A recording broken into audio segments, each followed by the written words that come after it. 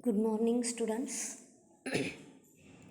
In last class, in detail, we have studied about the asexual reproduction in organisms. In detail, we have started the particular topic. First chapter we have started, that is reproduction in organisms. In that, first concept what we have completed, that is the asexual reproduction in organism. In detail, we have studied the what is asexual reproduction. Even you have studied the definition of the lifespan, and next is types of asexual reproduction. What you have studied, mainly the three different types of the asexual reproduction you have studied, that is the fission. In fission, again two types based on the number of individuals produced. On that you have seen the two different types of the fission. One is the binary fission and another one is the multiple fission. And the second one method of asexual reproduction what you have studied, that is the budding. Here in the organism's body, two types of buds are produced. One is the exogenous buds and another one is the endogenous buds. Like that, two different types with example we have studied. And next, third one type is the fragmentation. How actually the entire body of the organism is cut into small pieces. Each piece is called as the fragment, and each fragment is having that capacity to get developed into the new entire organism. That what you have studied in detail. Okay, and even vegetative propagation also you have studied in the last class. Vegetative propagation is nothing but by making use of the vegetative parts of the plant, the new organisms are produced. These vegetative parts are also called as the propagules. And which vegetative parts are involved means here roots are involved, stems are involved, and even the leaves are involved. Some special structures of the plant, some modifications are also involved, that is the root modification, stem modification, and certain stem modifications even we have studied, that is the eyes of the potato you can take example, rhizome of the ginger you can take example, or some special structures are produced here, bulbils of agave, offset, sucker, like that. What all the different parts of the vegetative parts are involved in propagation in detail we have studied in last class. Yes, dear students, in today's class you are going to study the next part of the same topic, that is the reproduction in organism, and that part is sexual reproduction. Okay, in today's class about the sexual reproduction, what all the points you are going to study means, what is sexual reproduction, how actually the sexual reproduction can be carried in the organisms, and even you are going to study the different phases in sexually reproducing organisms. Even you are studying the different types of the plants based on the lifespan of the plant. We can classify the plants into different types: annual plants, biannual plants, and perennial plants. And even you are studying the reproductive phases in animals. Reproductive phases also you are going to study, and reproductive cycles. Reproductive cycle also you are going to study in today's class. Okay, first, students, what is sexual reproduction? What is sexual reproduction? It is the reproduction that involves the formation of male and female gametes. What is the sexual reproduction here? It is the reproduction that involves the formation of male and female gametes either by the same individual or by the different individuals of the opposite sex. Okay, as you have already studied about the asexual reproduction, what you told here, asexual reproduction is nothing but here only one parent is involved.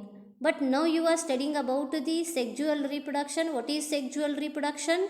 Sexual reproduction is nothing but here it includes the two parents of opposite sex. Here, sexual reproduction is nothing but it is the kind of reproduction where two parents participate in the reproductive process and also involves the fusion of both male and female gametes.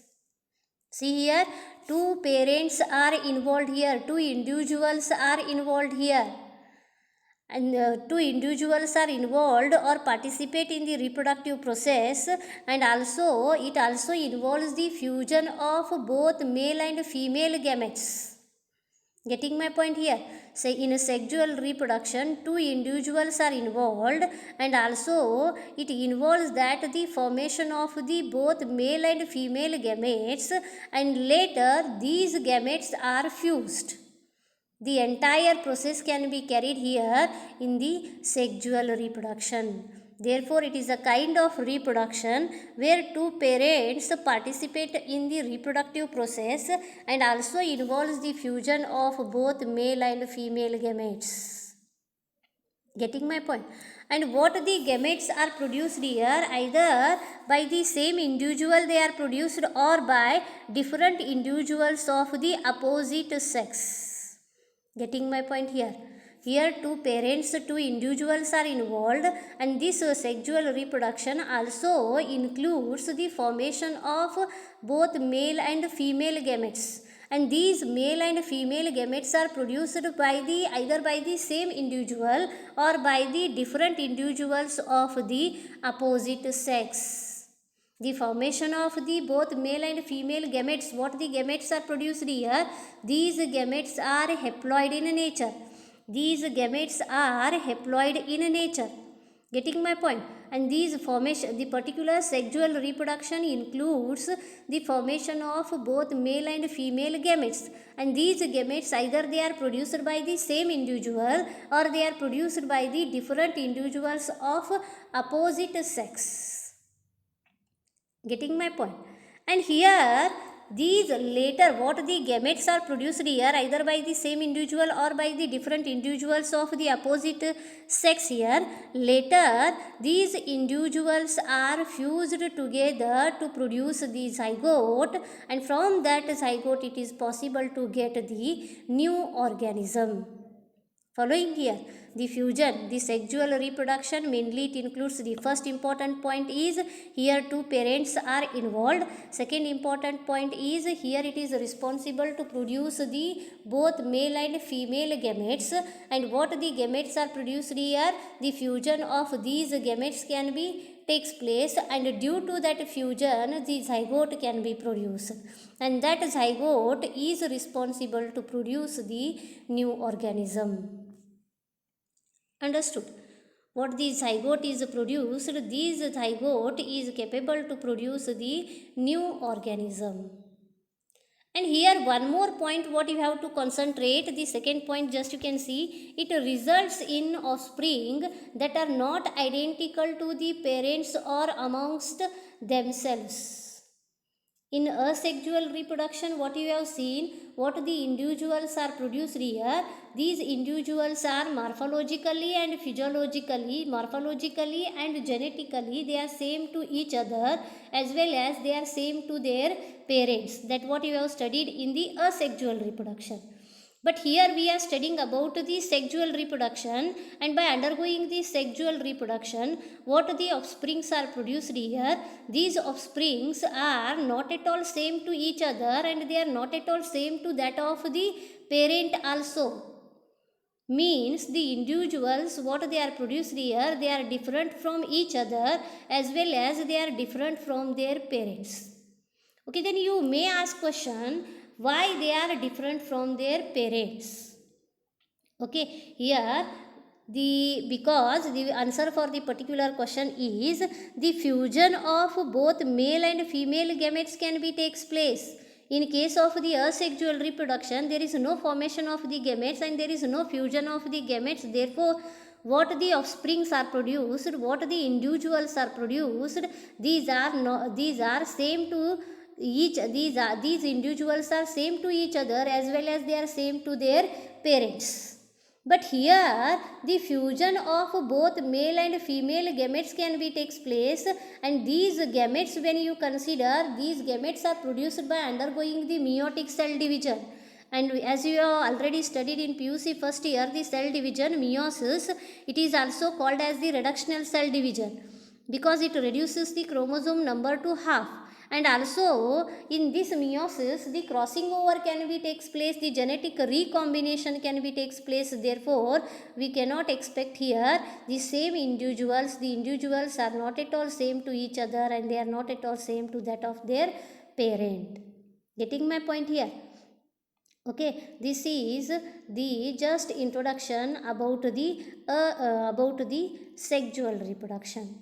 Okay, first important about the sexual reproduction, what all the characters you have to remember means, first here two individuals are involved, and second point is the formation of both male and female gametes can be takes place, and when the male and female gametes are produced here, the third important point, the fusion of both male and female gametes can be takes place, and when the fusion can be carried here, the fourth important character is the formation of zygote can be takes place, and this zygote is responsible to produce the new organism. Understood? And next important, the fifth important character what you have to remember is what the individuals are produced here by undergoing the sexual reproduction. These individuals are not at all same to each other, as well as they are not at all same to their parents. Getting my point here? These all are the important characters of the sexual reproduction. Here what the individuals are produced, they are not at all same to each other, and also they are not at all same to their parents, because the gametes are produced by undergoing the meiotic cell division.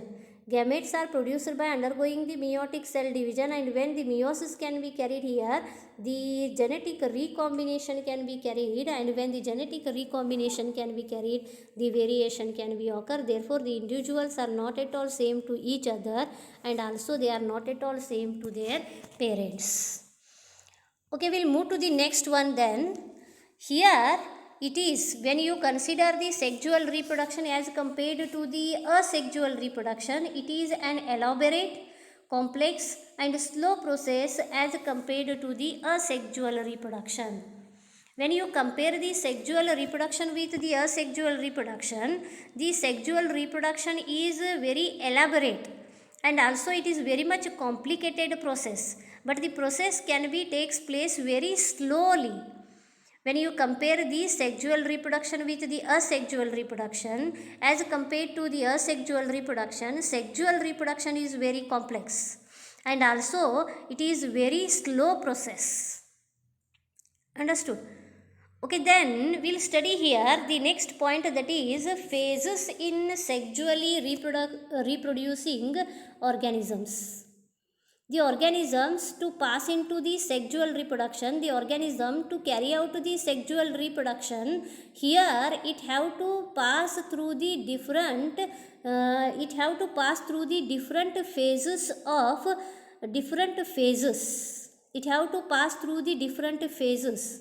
Means as compared to the lifespan, when you see here the lifespan, organism when it can be take birth, it can be undergo the growth and developmental process, and it can be later it can be attain the maturity, and it is able to give birth to the young ones, and definitely it will go and die. One day the organism can be die.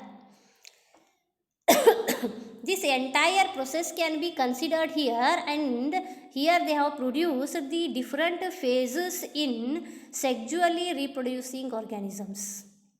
Means all organisms have to reach a certain stage of growth and maturity. Reach a certain stage of growth and maturity in their life before they can reproduce sexually. Before they can reproduce sexually. Here organisms, when it can be take birth, immediately it will not start reproducing sexually. It have to pass through the certain stages of its life cycle. it have to pass through the certain stages of its life cycle. Means at first it have to undergo the growth and developmental process. It have to undergo the growth and developmental process, and then it can be attain its maturity, and when it can be attain its maturity, then it is able to reproduce sexually. And the last step is the senescence. Means after senescence is nothing but it is the aging process, and then it can be leads to the death. Understood? These all points when we consider, we can see here the three clear cut phases of the organism.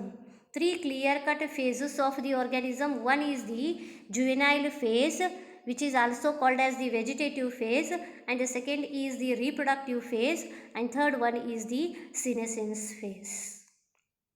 These are the three different phases of the life cycle. One is the juvenile phase, which is also called as the vegetative phase.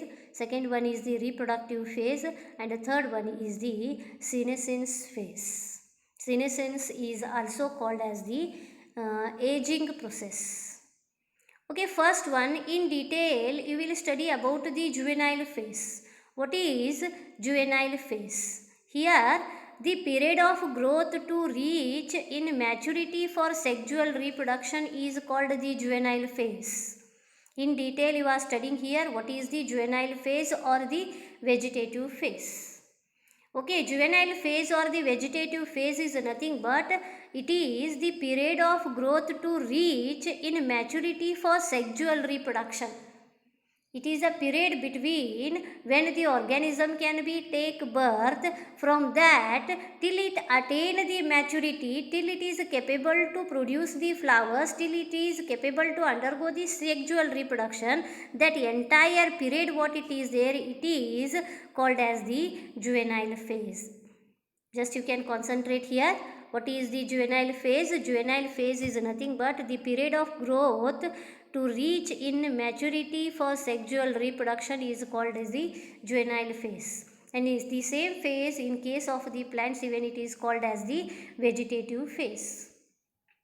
Okay, you see, when you sow any seed in the soil, when you sow any seed in the soil, that seed can be undergo the germination, and by that germination it is capable to produce the plantlet. Small plantlet can be appear here, and directly the plantlet is capable to produce the flowers. Is it capable to produce the fruits? No, it is not capable to produce the flowers and fruits.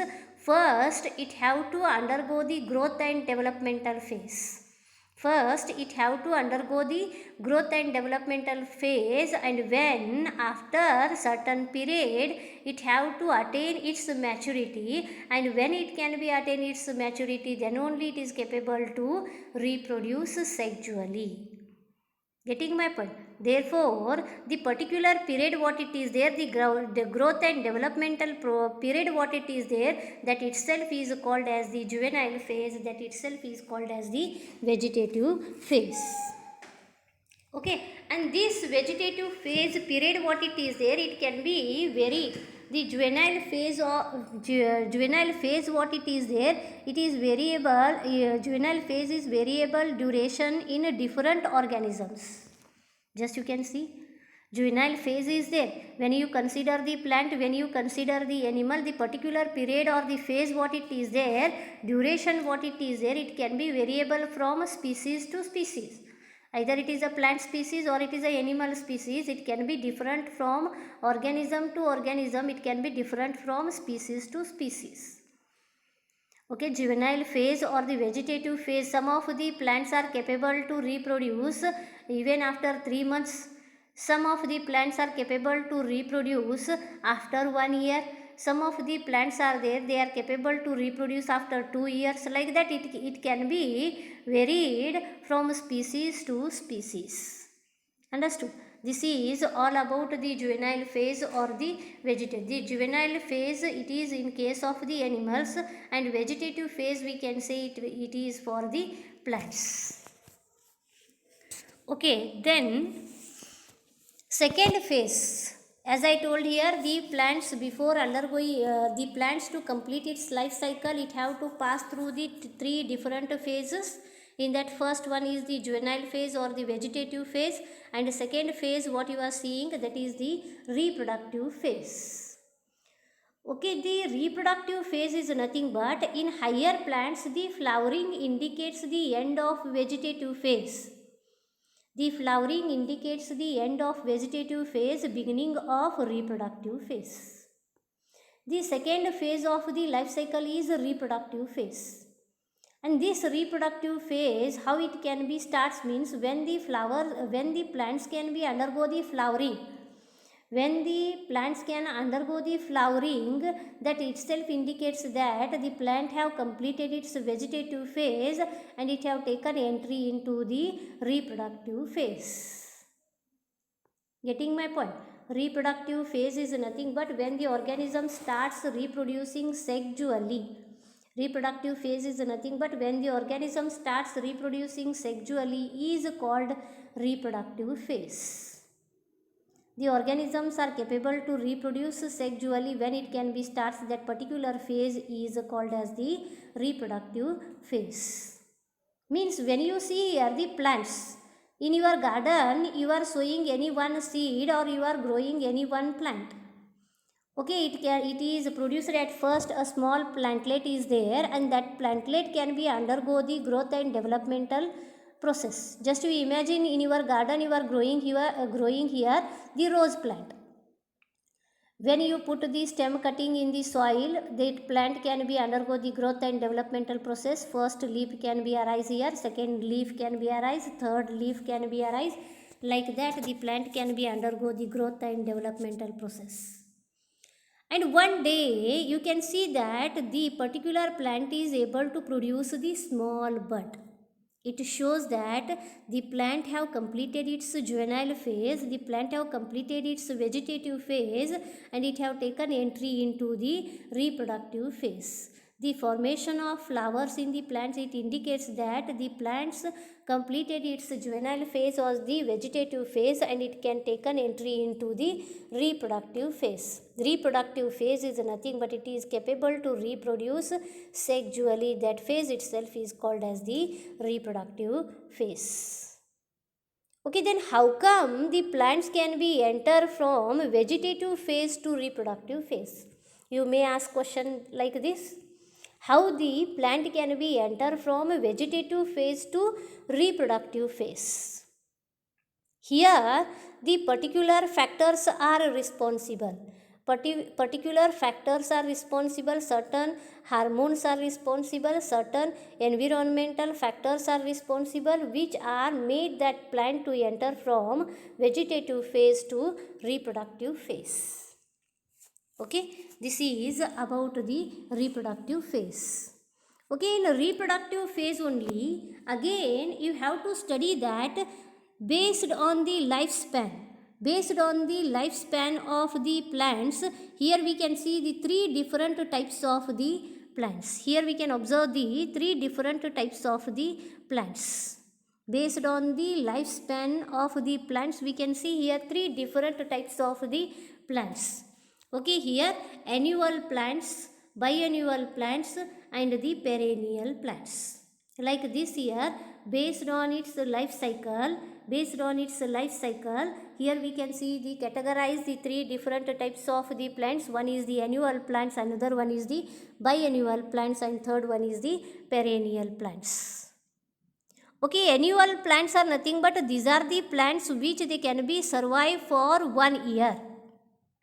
Means they have to expose for the one particular season, growing for particular season. Okay, what are the annual plants? Here annual plants are nothing but they can be living for only one growing season. They can be live for only one growing season or pertaining to a year. They can be survive for 1 year. They start flowering at the end of the season. Okay, annual plants means these are the plants which are capable to survive for 1 year. By the end of the particular season only the plants are capable to produce the flowering. Understood? And when the plants are produce the flowers, they are capable to produce the fruits and they can be die. Like this, the plants, if they can be survive for 1 year, such plants are called as the annual plants, means they can be live for only one growing season. Okay, then what are biannual plants?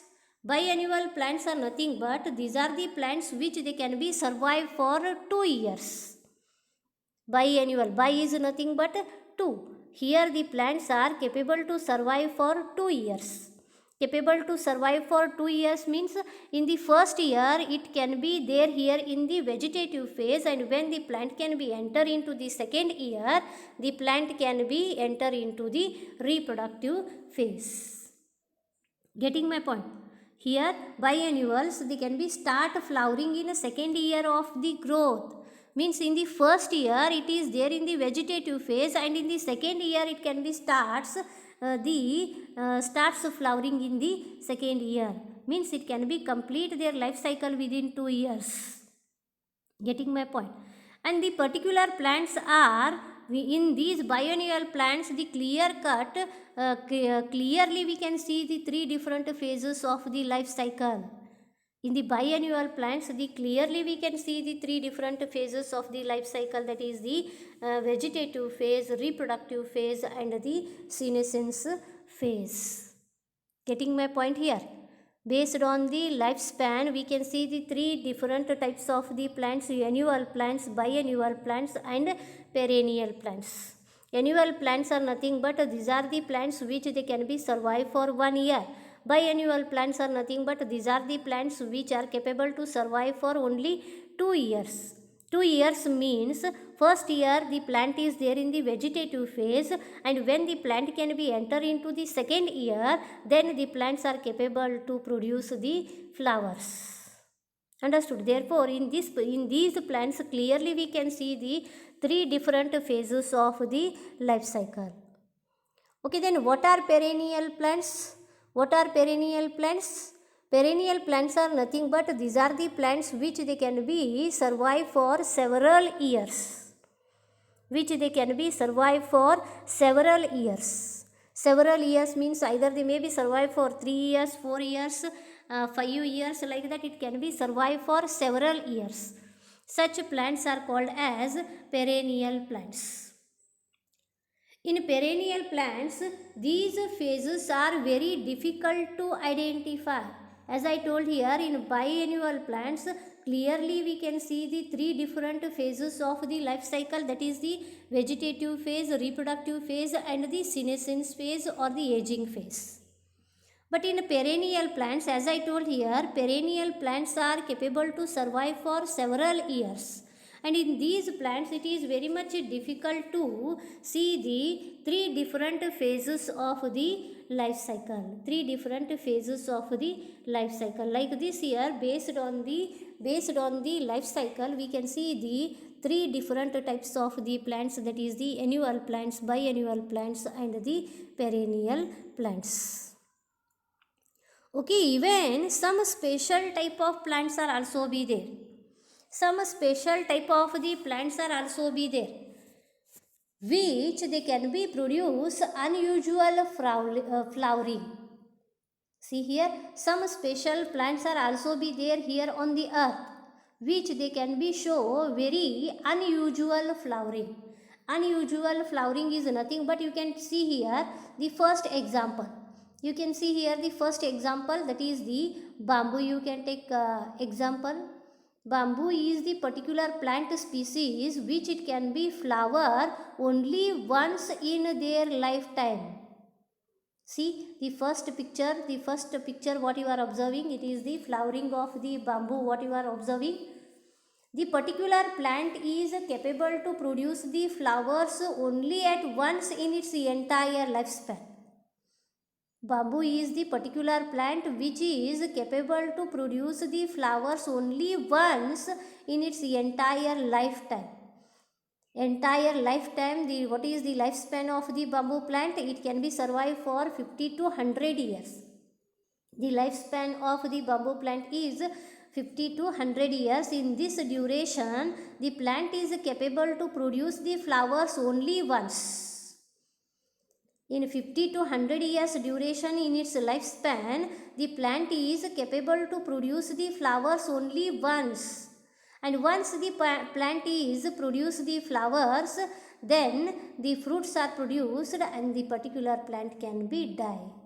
Therefore, these are the examples for plants with unusual flowering. Examples of plants which can be show the unusual flowering. For that we can give example, that is the bamboo, which it can be produce flowers only once in its entire lifetime. Once the flowers are produced, then the fruits are produced, and later the plant can be die here. Throughout its entire life cycle, the plant is capable to produce the flowering only once. Once the flowers are produced, then the fruits are produced, and when the fruits are produced, later the plant can be die here. This is about the bamboo. Another one example they have mentioned here, that is Strobilanthes kuntiana. Strobilanthes kuntiana, which is also called as Neelkuranji. Strobilanthes kuntiana, it is the scientific name of the particular plant. The name of that plant is Neelkuranji. This is the particular plant which it can be flowers once in 12 years. See here, bamboo it can be flowers only once in its entire lifetime, in its entire lifespan. Okay, but here the Strobilanthes kuntiana or Neelkuranji, what it is there, it can be flowers once in 12 years. Once in 12 years. In 12 years it can be flowers only once. See here, unusual flowering we can see in the particular plant, that is the Strobilanthes kuntiana. Here it produces mass flowering. It can be produced mass flowering, transformed large tracts of hilly areas of Kerala, Karnataka and Tamil Nadu into blue stretches and attracted a large number of tourists. In the particular season, when you visit the hilly areas of Kerala, Karnataka and Tamil Nadu, there you are capable to see a long stretch of blue stretch, what you can observe here, which is produced by the Neelkuranji or the Strobilanthes kuntiana, which it can be flowers only once in 12 years. Like these plants are also be there, which they can be produce unusual flowering. Means some of the plants are there which they can be produce flowers once in their entire lifetime. For that we can give the example bamboo. And still some more plants are there which they are capable to produce flowers once in 12 years. For that we can give the example, that is Neelkuranji, which is also called as the Strobilanthes kuntiana. Getting my point? Okay, this is about the unusual flowering or the unusual flowering behavior, what we can see. It is called as the behavior. Some of the plants are capable to produce the flowers once in their entire lifetime, and some of the plants are capable to flowers once in 12 years. Like that, differently the plants are behave. Understood? The second picture, the lavender color flowers, what you are observing, purple color flowers, what you are observing here, this is the picture of Strobilanthes kuntiana. See the colors of flowers. Okay, then we'll move to the next one. Here, reproductive phases in animals. Reproductive phases in animals. Reproductive phases in animals, as we have already studied the juvenile phase or the vegetative phase, and after that we are studying here the reproductive phase. In case of the animals, we can see here the two different reproductive phases what we are able to see. The reproductive phase is of variable duration in different organisms. Just you can see, in animals, juvenile phase is followed by morphological and physiological changes prior to active reproductive behavior. Certain changes before undergoing the reproductive change reproductive phase, the plants or the animals, mainly the animals, morphologically and physiologically can be changed. Understood? And even you can see here, the birds living in nature lay eggs only seasonally. In the environmental conditions, what the birds are surviving here, they can be lay eggs only seasonally. But you can see here, birds in captivity. We can take example when you see the poultry animals can be made to lay eggs throughout the year. Artificially it is made to that bird to lay the eggs continuously. In the environmental condition, what the birds are there here, they can be lay the eggs only seasonally. But here the birds which are there in captivity, for you can take example of the poultry birds. These birds are made to lay the eggs throughout the years. These are the different, when you consider the reproductive phases, here two reproductive phases we can see here. One is the seasonal breeders are there, and another one is the continuous breeders are there. Okay, based on breeding season, mammals are of two types. Just you can see reproductive phases, what we can see, two reproductive phases what we can see here. Seasonal breeders are there, two different types of animals are there. Some of the animals can be reproduced only seasonally, and some of the animals are there which they can be reproduced continuously. Two different reproductive phases what we can see, two different types of the mammals what we can observe here. Some of the animals they can be reproduced seasonally, and some of the animals they can be reproduced throughout their lifespan continuously. Okay, based on breeding season, mammals are of two types. Okay, one is the seasonal breeders and another one is the continuous breeders. Okay, first we'll see here what are seasonal breeders. The mammals living in natural conditions. The mammals exhibiting reproductive cycles only during favorable seasons. Means these animals reproduce only during favorable seasons. Okay, seasonal breeders means these are the animals which they can be reproduced only during favorable seasons. Then only we can see these animals are seasonal breeders. For that you can take example for seasonal breeders. We can give the example frog, you can take example lizard, we can take example cow, buffalo, even you can take example of cat and dog, which they can be reproduced seasonally. When the environmental conditions are favorable, then only the particular animal can be reproduced, and that animal is called as the seasonal breeder. For that you can give the example sheep, goat, cow, buffalo, cat, dog, lizard also you can take example, frogs also you can take example. These all are examples for the seasonal breeders. Just you can see the above picture for the seasonal breeders. Okay, then second one is continuous breeders. Continuous breeders are nothing but these are the animals which they can be reproduced continuously throughout their lifespan. Okay, just you can see continuous breeders, they are reproductively active throughout their reproductive phase. Throughout their reproductive, up to what they can be active in reproduction, till that the particular organism can be reproduced. Till the completion of the entire reproductive phase, the organisms can be reproduced, and such animals are called as continuous breeders. And for that continuous breeders we can give it example, that is the rabbit we can give it example, poultry birds we can give it example, mice we can give it example, even we can give the man example for continuous breeders. Getting my point here? Here like this two different types of the based on the breeding season, mammals are of two types. And what type of mammals we can see means seasonal breeders and the continuous breeders.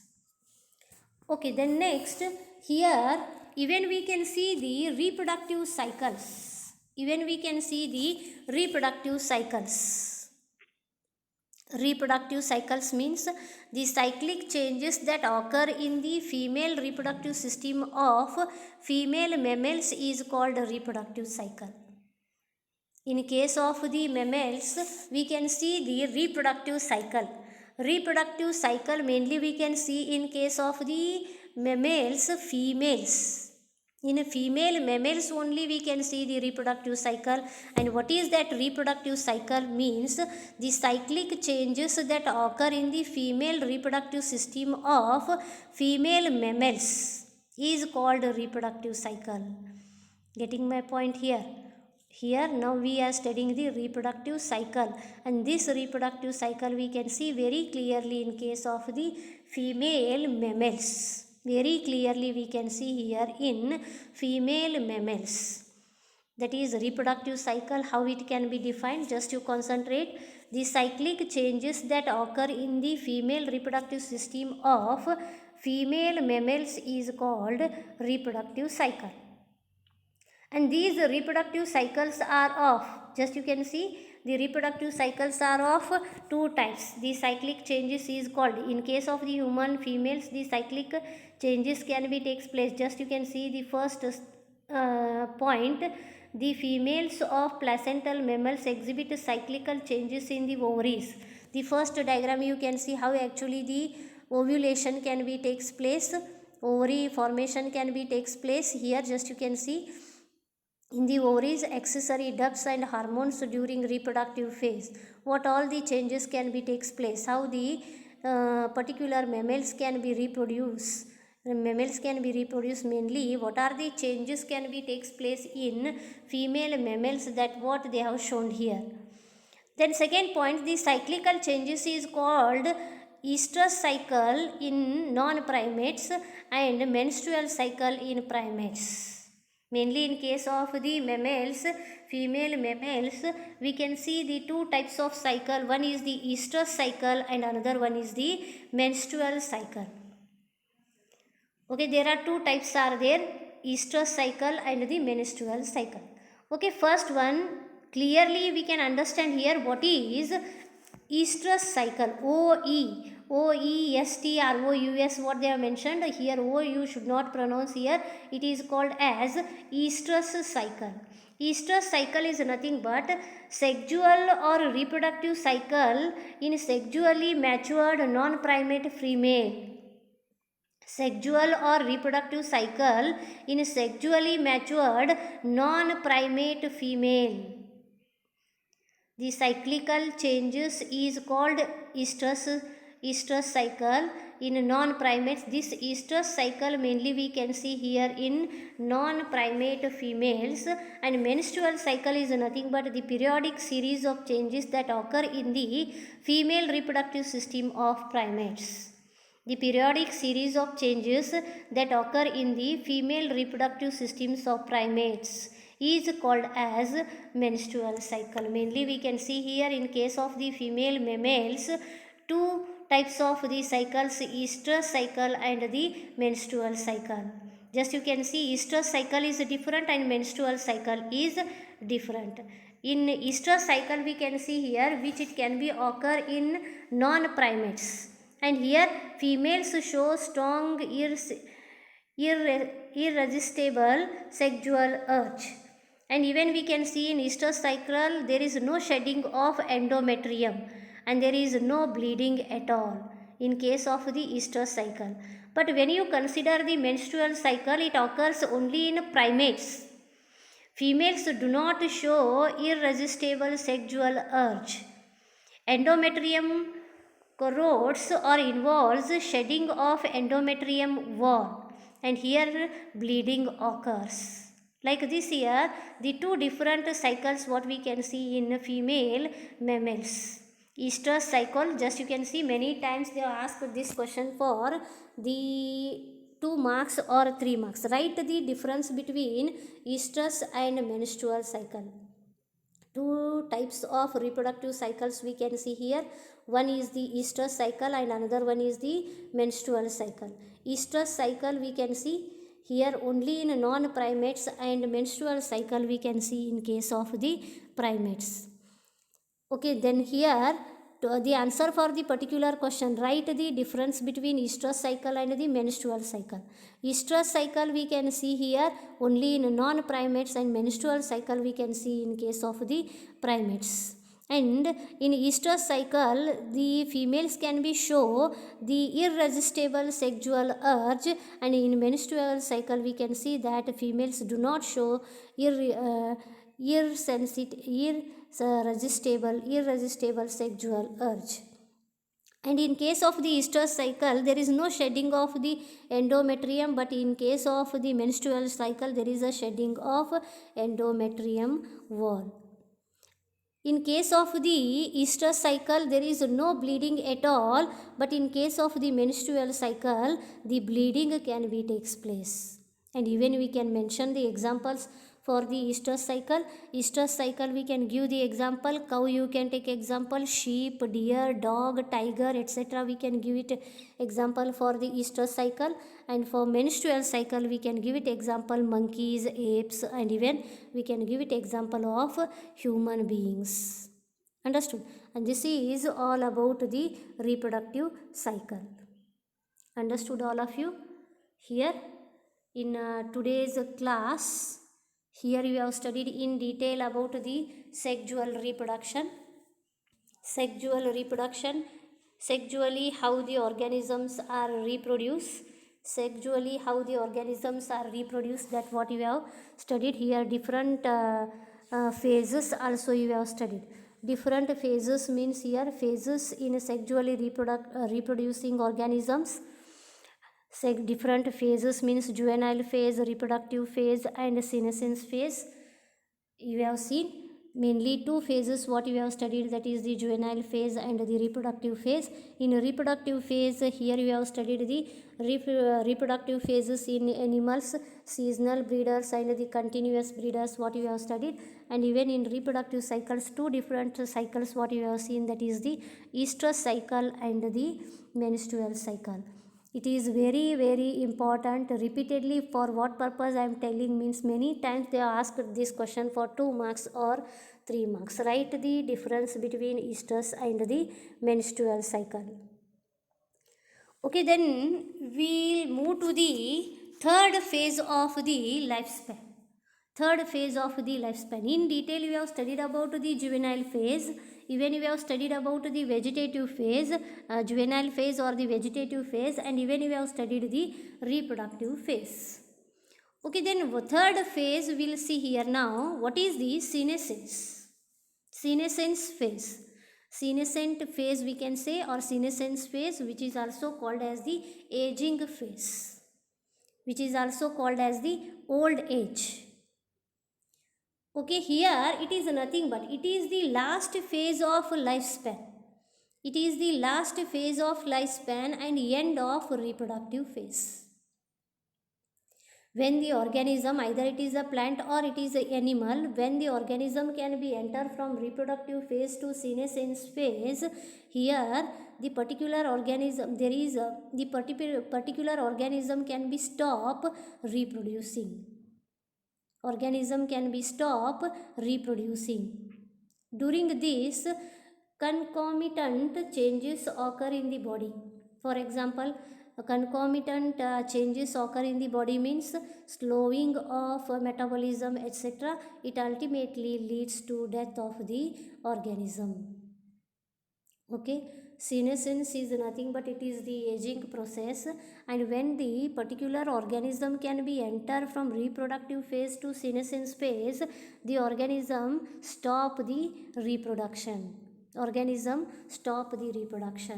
And the particular organism will leads to death.